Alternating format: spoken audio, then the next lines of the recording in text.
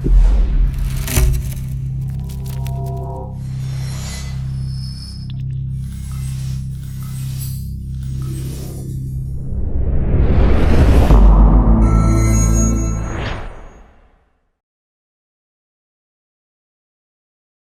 Henry Rzepa. I am a lecturer, professor in the Department of Chemistry at Imperial College.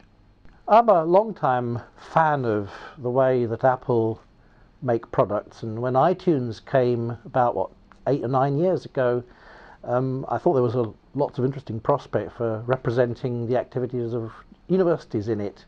So iTunes U was introduced about 4 years ago, I think, and so I immediately subscribed one of my own lecture courses to it, and I thought, well, hey, this would be a fantastic thing to do college-wide, because there's lots of really interesting people here producing fantastic materials that iTunes U could showcase for us.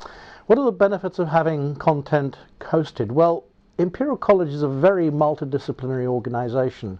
Something like a chemistry department collaborates with lots of other departments.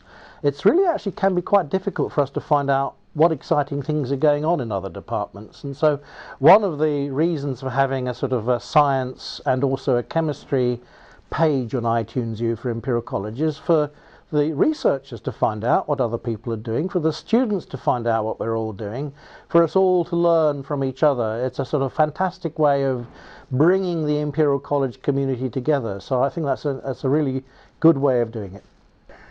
I just wanted to show you this little device that most youngsters are totally familiar with, the earphones, earbuds going into the ears, but this is just a simple recording device. Doesn't cost very much. It takes about 5 hours of recording, and I just plug this in every time I start a lecture. I remember to switch it on, and it records my lecture. Then I come back to my office, plug it into my computer, and 5 minutes later the students can have access to the entire lecture very quickly. What I normally do is just edit it a little bit, remove the silences at the beginning and the end, so that there's no waste of space or time. And it's very simple. Doesn't take more than 5 minutes per lecture to do something. I mean, you can of course use more sophisticated equipment, but this is really all you need, and pretty much everybody's got one of these nowadays. I think it's a wonderful way of making sure that your quality is as good as it could be.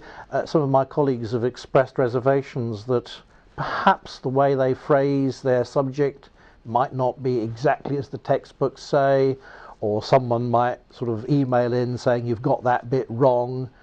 I think it allows you to think about it, maybe to improve your lecture, to rework the way you explain it. So the advice from outside which I've got has always helped me improve my teaching and the way I present it. What advice would I have for my colleagues? Well, there is a certain reluctance, if you like, to do this material. A lot of people still think that printed notes distributed to students are pretty much the only way in which you can communicate your ideas, your science, the information. And for some reason I think there's a need to promote new ways of doing it. The students are very receptive. They love all these materials. Of course, they've grown up with them. They don't know any other mechanism.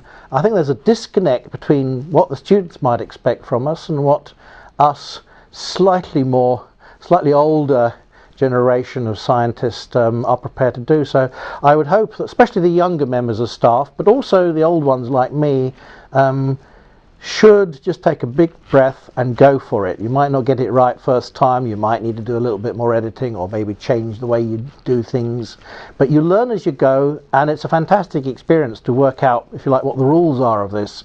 Everybody knows how to produce printed notes, but the rules for iTunes U are different, and it's an amazing experience learning how the new medium might work properly. So go for it, be adventurous, don't hesitate, have some confidence.